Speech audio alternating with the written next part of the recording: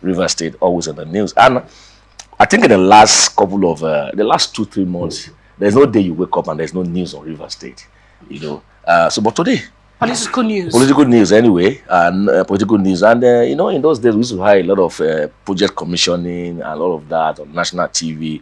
But these days, we just keep hearing a lot of political news, court matters, and all of that. Now, today, there's another judgment we're expecting from the Federal High Court, Abuja, on this issue. And it's between Amaewhule, of course, the Speaker of the River State House of Assembly, and the Governor, Stanley Fubara. And, of course, it's one case that I think everybody is actually waiting for. Even before the Supreme Court judgment, people are waiting for this. Also take on this whole matter between the Assembly, as it's, you know, today considered in River State, and then the Governor. Well, first let me make this comment. You know, a lot of people will be wondering, what is the security analyst doing in a political program? But first, you will agree that every man is a political animal. Beyond that, I did political and administrative studies in school. Though I decided to stick to security, where I've been certified and doing. But that's by the way. Now coming to what is happening in River State, especially on this topic. Now, first, the case was taken to court by the Mpato speaker, so to say, Martin Amaewhule, and of course, I wouldn't have expected anything less. But I think the most important thing we have to know here is that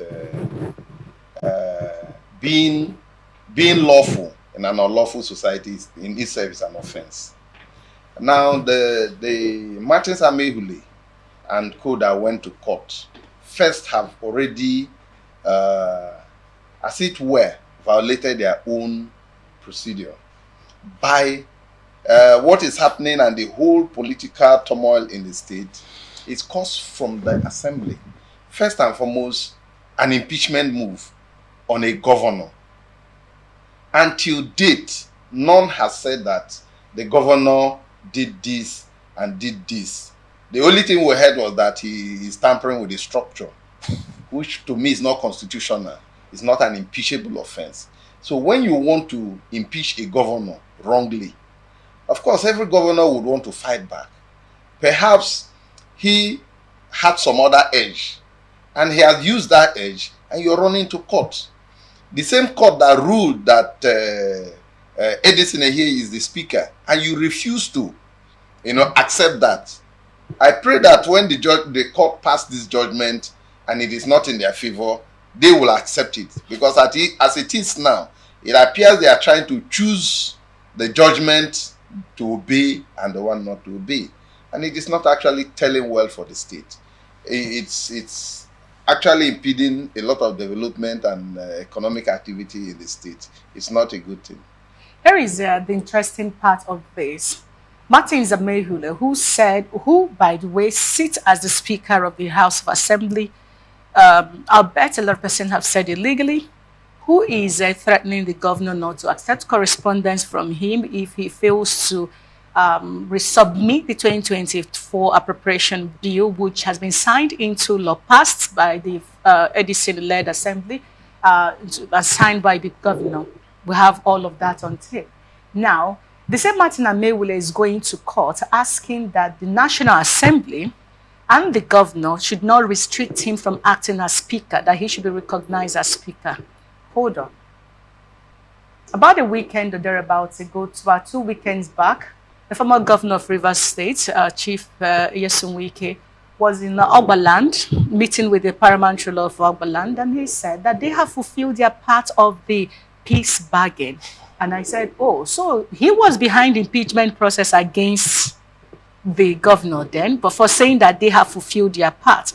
And then we now realize, okay, his part was that of the Amaewhule, which he has come publicly now to admit. Now leave that on one side.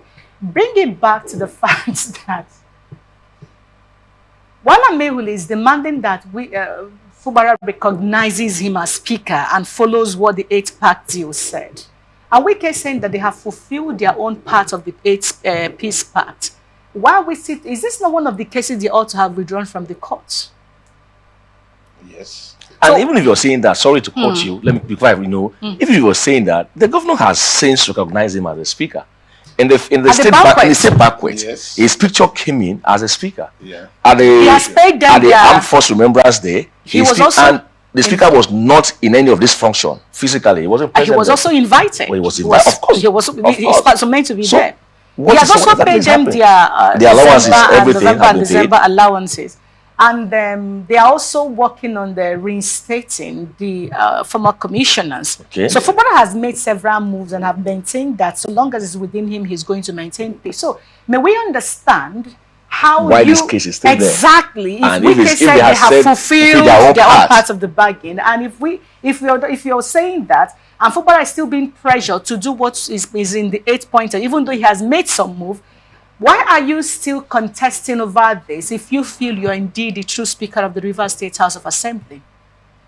Well, like I said, it's actually a survival of the fittest battle, and the Amaewhule will want to play. Of course, Wiki. One good thing about him is that he doesn't deny anything is involved. For him to come out, to say openly, we have fulfilled our own. He's now telling you he's involved. In fact, even in one of the interviews, he said when he was asking the governor, when they wanted to impeach you, did you call me? Did you call me? You see, these are fingers pointing directly. These are not insinuations or not hearsay. The former governor is making these things boldly in the media.